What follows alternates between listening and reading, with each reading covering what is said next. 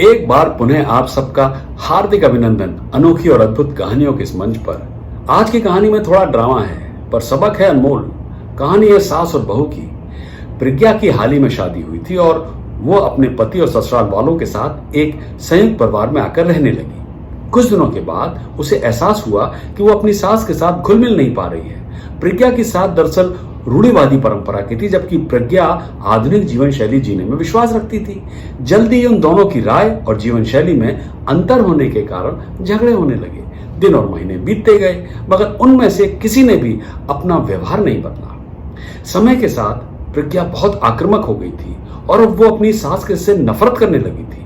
वो अपनी सास से छुटकारा पाने के बारे में सोचने लगी। एक दिन हमेशा की तरह जब उसने अपनी सास से झगड़ा किया और उसके पति ने अपनी मां का पक्ष लिया तो वो क्रोधित होकर अपने पिता के घर चली आई। प्रज्ञा के पिता एक रसायन शास्त्री थे। प्रज्ञा ने उन्हें सब कुछ बताया जो कि उसके पति के घर में हो रहा था।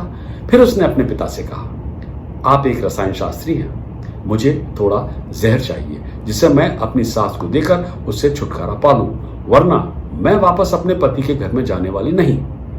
प्रज्ञा के पिता को बेटी की स्थिति पर दया आई। वे बोले, यदि तुम अपनी सास को जहर दोगी तो मैं और तुम दोनों जेल की सलाखों के पीछे होंगे। ये उचित नहीं है। लेकिन प्रज्ञा सुनने और समझने के मूड में ही नहीं थी। अंत में उसके पिता ने कहा, ठीक है, जैसा तुम चाहो, लेकिन मैं तुम्हें जेल में नहीं देखना चाहता, इसलिए जैसा मैं बताता हूं तुम वैसा ही करना। प्रज्ञा मान गई।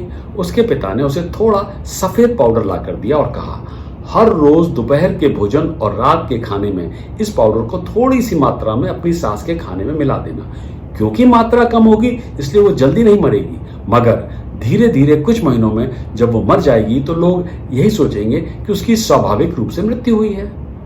फिर पिता ने कहा, क्योंकि किसी को भी तुम पर संदेह नहीं होना चाहिए, इसलिए आज से तुम अपनी सास से बिल्कुल भी नहीं लड़ोगी, बल्कि तुम उसका और अधिक ध्यान रखोगी। भले ही वो तुमसे कुछ भी कहे, तुम रिटेलिएट नहीं करोगी और विनम्रता से पेश आओगी। प्रज्ञा ये सोचकर सहमत हो गई कि वह कुछ ही महीनों में अपनी सास के झगड़े से मुक्त हो जाएगी और फिर वो अपनी ससुराल वापस आ गई। अपने पिता द्वारा दी गई सलाह के अनुसार उसने अपनी सास के भोजन में पाउडर मिलाना शुरू कर दिया और साथ ही साथ सास की देखभाल करने लगी। उसने लड़ना झगड़ना बंद कर दिया जिससे किसी को भी शक ना हो। जैसे जैसे समय बीतने लगा प्रज्ञा की सास का स्वभाव वो भी बदलने लगा, क्योंकि प्रज्ञा उसकी ओर बहुत ध्यान रख रही थी। वो भी प्रज्ञा के प्रति स्नेह करने लगी थी। 5 महीने बीत गए और प्रज्ञा पाउडर मिलाती रही, लेकिन घर का माहौल बदल गया था। कोई झगड़ा नहीं था। दोनों पड़ोसियों से बात करते समय दरअसल एक दूसरे की तारीफ करते थे। एक माँ और एक बेटी की तरह वे एक दूसरे से बहुत जुड़ गए थे। अब प्रज्ञा पाउडर के कारण चिंतित होने लगी। जल्दी ही उसकी सास की मृत्यु हो जाएगी, ये सोचकर उसका दिल बैठ गया।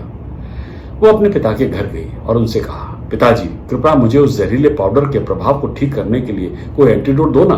मैं अपनी सास को खोना नहीं चाहती। वो मेरी माँ की तरह है और मैं उससे बहुत प्यार करती हूँ। उसके पिता ने मुस्कुराते हुए कहा, कौन सा जहर? मैंने तो तुम्हें केवल एक स्वीटनर दिया था। कहानी खत्म। देखें क्या सीख दे गई ये सास और बहू की दास्तान। यही कि प्रत्येक व्यक्ति का स्वभाव अलग हो सकता है उसकी अपनी परिस्थितियों के कारण।